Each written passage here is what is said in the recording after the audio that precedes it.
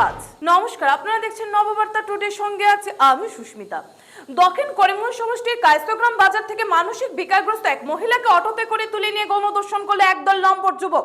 পরে বিষয়টি প্রকাশ্য এলে এ কাণ্ডে তদন্তে নেমে এতে জড়িত 5 লম্পট যুবককে আটক করে স্থানীয় পুলিশ। জানা গেছে, ন্যাক্কারজনক এই ঘটনাকে ধামাচাপা দিতে জড়িতদের মাথাপিছু 1000 টাকা করে আদায় করে বিপাকে পড়েছে স্থানীয় বাজার পরিচালন সমিতির একাংশ সদস্য।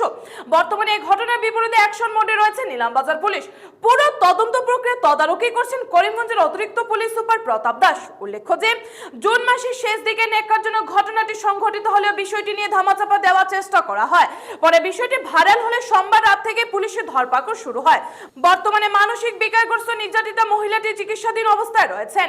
তার মেডিকেল রিপোর্টকে হাতিয়ার করে তদন্তে গতি আনতে চাইছে পুলিশ। এই কাণ্ডে ধৃতদের মধ্যে রয়েছে ফকর মিয়া, আব্দুল মুস্তাক, শামীম উদ্দিন, রিয়াজ উদ্দিন ও প্রাণেশ শর্মা। এতে আরো কয়েকজন ধরা পড়ার সম্ভাবনা রয়েছে। এতে জড়িতদের দৃষ্টান্তমূলক শাস্তির দাবি জানিয়েছেন স্থানীয়রা।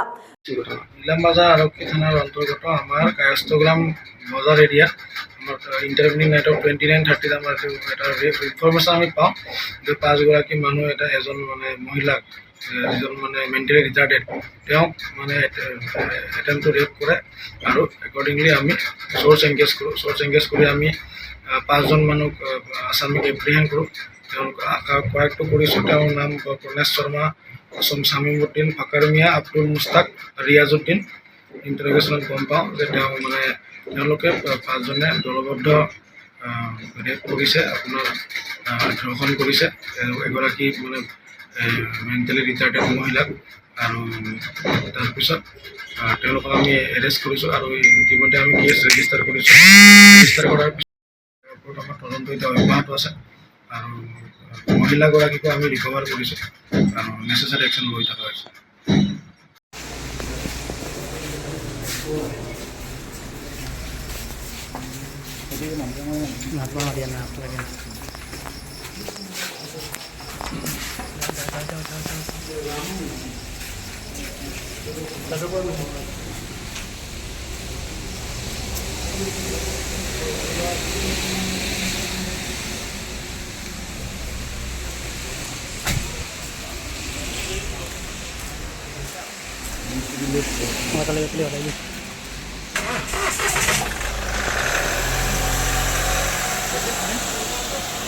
আচ্ছা হয়েছে হয়েছে